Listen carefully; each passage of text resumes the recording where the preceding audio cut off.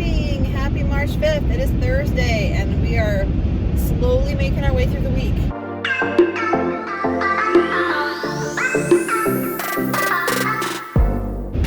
We are all in the thick of report card testing and finishing up projects for the quarter.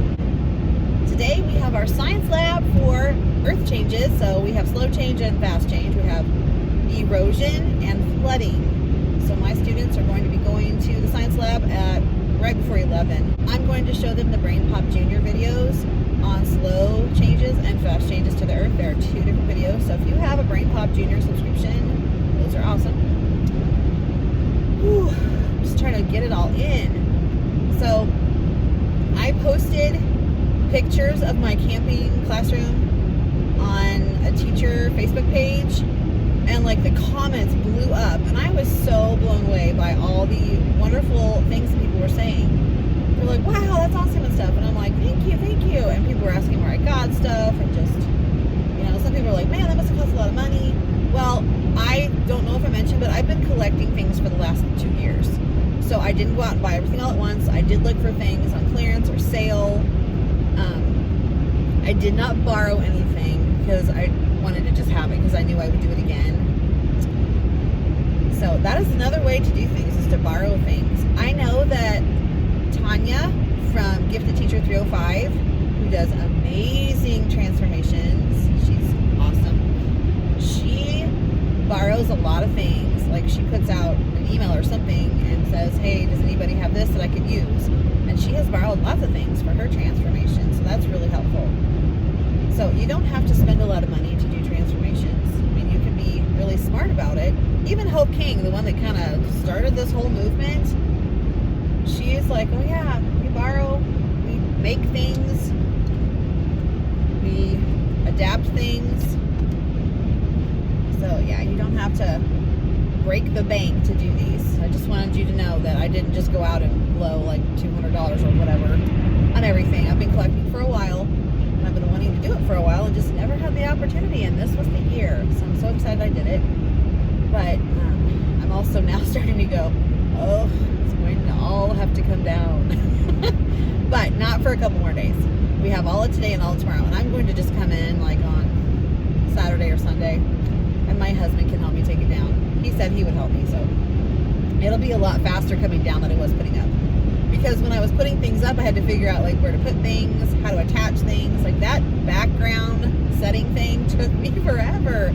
It's very slippery, and what I did was I had to like fold it over the garment racks and then tape it to itself because I couldn't attach it any other way. And so it took a lot of finagling. It kept sliding off, falling on the floor, and I was just like, argh! So yeah, that was kind of frustrating. Blowing up that boat took a while. I did have one of those dual pumpers, but I would suggest using a plug-in air pump. That would be a lot faster for you. But I just used the one that came with the boat. So yeah, there were ways that I could have done things faster if I thought about it more, or if I'd done it before, or if I'd had help. So if you are intending to do a big transformation, or even the smaller ones, get help if you can. It goes a lot easier. It's a lot faster, a lot smoother, and a lot less stressful. My kids are loving it. And normally when I do a transformation, I usually do it on a Friday because that's not a normal scheduled day for us. I don't have kids pulled out on Fridays for interventions and things. We don't have our reading and math interventions on Fridays, so that's the day that I choose to do my all-day transformations.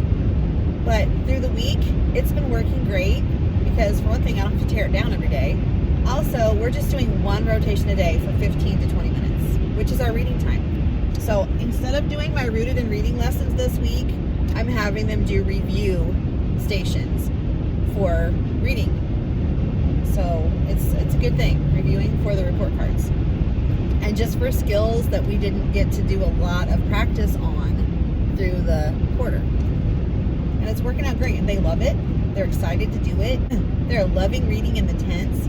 So we're not doing them today though, because we have the science labs during that time. So the kids already know that. They know they're going to finish up tomorrow. We have 2 more days this week. Well, I've already gotten up and gotten ready today, so that's half my battle today. We have the rest of the day. We have Friday. We have next week. We have conferences on one day, report cards, and then we are on spring break. I'm planning on doing just a little bit of activities for Pi Day. We won't be in school on Pi Day because it's on a Saturday, so we'll do it on Friday. That'll be our last day before spring break.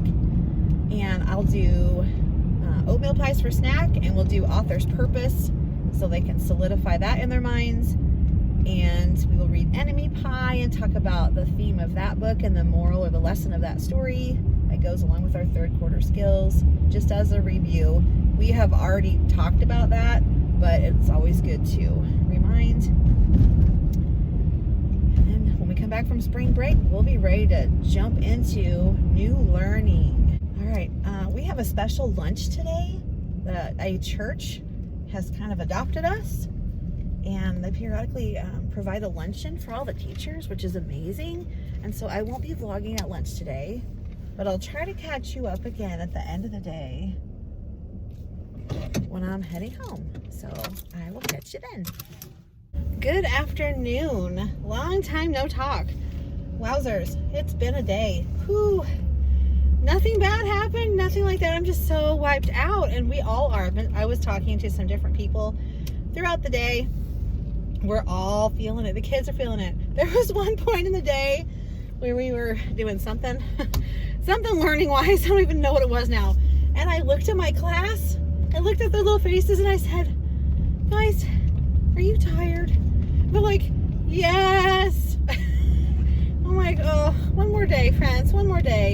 And then you can have a little bit of a break. And then we just have one more week and then spring break for a week. Can you make it? And they're like, I don't know. I'm like, we can do this. We can do it. So they're excited about tomorrow because we're having our reward party for their compliment jar. So we call it our star jar party because I use those little like reusable ice cubes that are star shaped. And so every time they get a compliment from another teacher, they earn 10 stars. And they decided this year that if they got a compliment from one of our principals, that should count as more, because one thing, they don't see them quite as often, and they're our bosses. I went, hey, that works for me. It's good reasoning. So I'm up for that. So yeah, you can get 20 if you get a compliment from one of the administrators.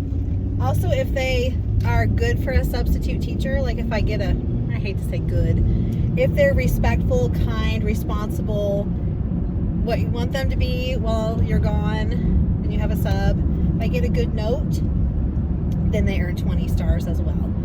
So they have lots of opportunities to earn stars in their jar.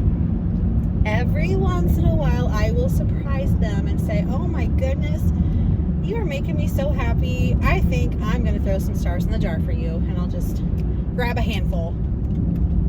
So they love it when I do that. But so tomorrow's gonna be catch up everything day. After lunch, I told them they could have their star jar party, and they have chosen, see if I can remember it all, electronics, pajamas, blankets, pillows, stuffed animals. So all freebies. They just have to bring stuff.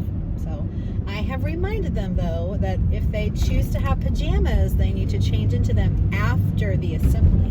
Because we don't want to go to the assembly in our pajamas, especially if they're a terrific kid or good citizen. They get their picture taken for the newspaper, and that doesn't look real good, having your kids in pajamas in the picture. So we never wear pajamas to the assembly. We just change later. Oh, we did our science labs today. I almost completely forgot to tell you that. Yeah, and they did awesome. So we had a couple of our volunteers come in, and they stayed to help with the science labs, and they helped a class yesterday, and then they helped 2 classes today. So one of the classes was my class. The kids did a really great job. We watched the BrainPop Junior videos on slow and fast earth changes before we went down there. So I showed that when we came back from art today while they ate their snack. And then my phonics kids got pulled for their group. And then I had my kids do iReady, AR, whatever they needed minutes on, and points and things. And then it was time to go to the lab, and my kids were back from their pull-out group. We went down there, and I split the class in half, and half did erosion, half did floods, and then we switched, and they really enjoyed it. They thought that was windy. Oh my goodness. They thought it was really cool, and they learned a lot. So it was cool because they got to use the sand for the erosion, and we inclined the pan on some books. We put a ruler across it, and I let the kids tape the ruler down. And I picked a student to poke a hole through the bottom of the cup. And then they each got to pour a little bit of water in the cup to drip down for the erosion to see the effect it had on the land, the sand land. Then they recorded things in their little science booklets. And they got to make predictions on what they thought would happen if they poured all the water in there, things like that. They got to draw what things look like and explain what they look like, explain what they did. Then for flooding, they had building bricks, so they built a wall with building bricks, and then they kind of sheared the wall up with clay, and they filled in any gaps so the water couldn't get through, so they were building a dike or a dam.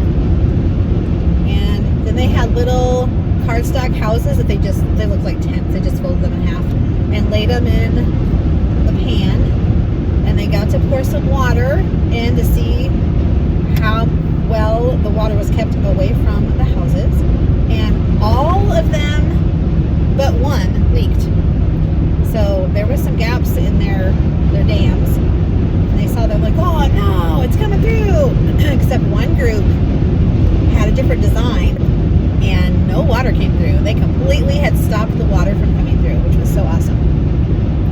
Then I had them destroy their dam or their dike, break it apart and take it out to see what happens if that doesn't hold anymore, if it breaks. And we even added more water to see what would happen to the houses. And then we let the water sit there for a little bit with the houses to show what it could do to the house foundations. So after a while, the houses were floating around and moving. And they were absorbing water like crazy. Because they're like, oh, it's destroying my house. And I said, wow, did that happen in a real flood? If your house was in a floodplain and you got a bad flood, could that happen to your actual house? They're like, yeah. I said, yeah. Imagine how scary that could be. So it was a good kind of a real world model of what can actually happen in floods. So we get floods around here too in this area.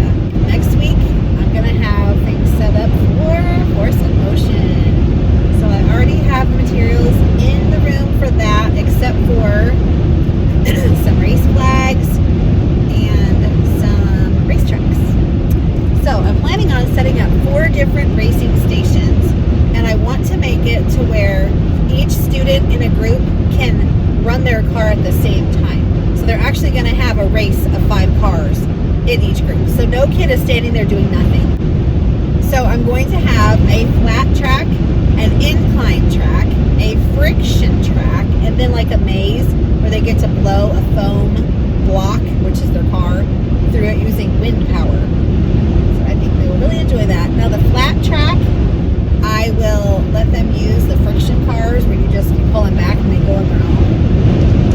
And then I have like Hot Wheels type cars to go on the actual race tracks. So the flat track will be like just like bulletin board paper with some lanes marked in it. And then I have some racetrack that I had ordered from Amazon to set up. So I want the incline track and the friction track to have those. So they'll be the same type of a surface except for the friction part. So I'm going to put some sandpaper on there. I'm going to go home and work on it right now. So I will see you in the